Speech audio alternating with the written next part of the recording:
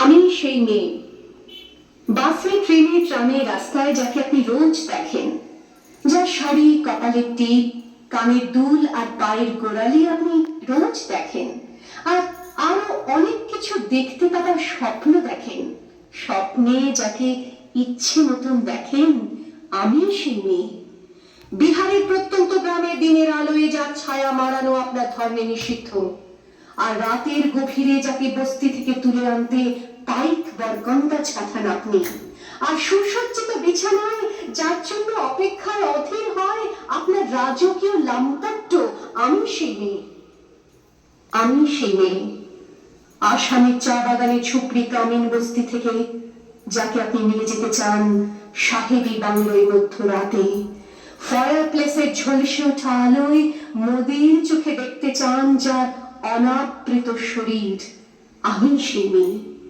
রাজস্থানের শুকনো উঠোন থেকে পিপাসার জল আনতে যাকে আপনি পাঠিয়ে দেন 10 মাইল দূরের সরকারি ইদারায়, আর 20 মাইল হেঁটে ক্লান্ত বিধ্বস্ত যে রমণী ঘরা কাকে ঘরে ফিরলেই যাকে বসিয়ে দেন চুলার আগুনের সামনে আপনার রুটি বানাতে, আমি সেই মেয়ে। আমি সেই মেয়ে যাকে নিয়ে আপনি মগ্ন হতে চান গঙ্গার ধারে কিংবা ভিক্টোরিয়ার সবুজে কিংবা সিনেমা হলের নীল অন্ধকারে, যার চোখে আপনি এঁকে দিতে চান ছোট স্বপ্নের কাজল আর ফুরিয়ে যাওয়া সিগারেটের প্যাকেটের মতো যাকে পথের দুপাশে ছুঁড়ে ফেলে আপনার ফুল সাজানো গাড়ি শুভ বিবাহ সুসম্পন্ন করতে ছুটে যায় শহরের পথে। কোণে দেখা আলোর গোথুলিতে একা দাঁড়িয়ে থাকা, আমি সেই মেয়ে। আমি সেই মেয়ে, এমনকি দেবতা যাকে ক্ষমা করেন না, অহংকার আর শক্তির গন্ধে যার গর্ভে রেখে যান কুমারীর অপমান, আর চোখের জলে কুন্তি হয়ে নদীর জলে ভাসিয়ে দিতে হয় কর্ণকে, আত্মচোখে। আমি সেই মেয়ে।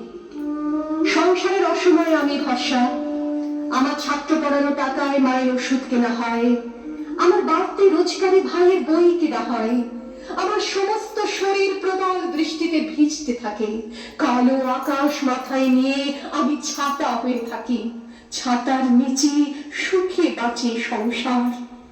আপনি আপনি আপনি আপনারা আপনারা আমার জন্য অনেক করেছেন, সাহিত্যে, কাব্যে, শাস্ত্রে, লোকাচারে আমাকে মা বলে পুজো করেছেন, প্রকৃতি বলে আদিক্ষেতা করেছেন, আবার শহরগঞ্জের কানাগুলিতে ঠোঁটে রং মাখিয়ে কুপি হাতে দাঁড় করিয়ে দিয়েছেন। হ্যাঁ, আমি সেই মেয়ে। একদিন হয়তো অন্য কোনো একদিন আমার সমস্ত মিথ্যে পোশাক ছুঁড়ে ফেলে দিয়ে আমি হয়ে উঠবো সেই অসামান্য।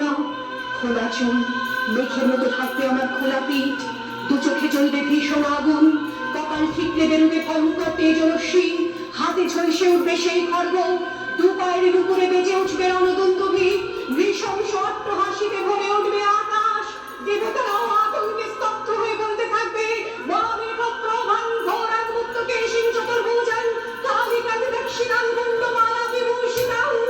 বিভৎসতা বননের মতো আমি এগোতে থাকবো, আর আমার এগিয়ে যাওয়ার পথের দুপাশে মূল্যহীন অসংখ্য দেহ ছটফট করতে থাকবে, সভ্যতার দেহ, প্রগতির দেহ, উন্নতির দেহ, সমাজের দেহ। হয়তো আমি সেই নেই, হয়তো না।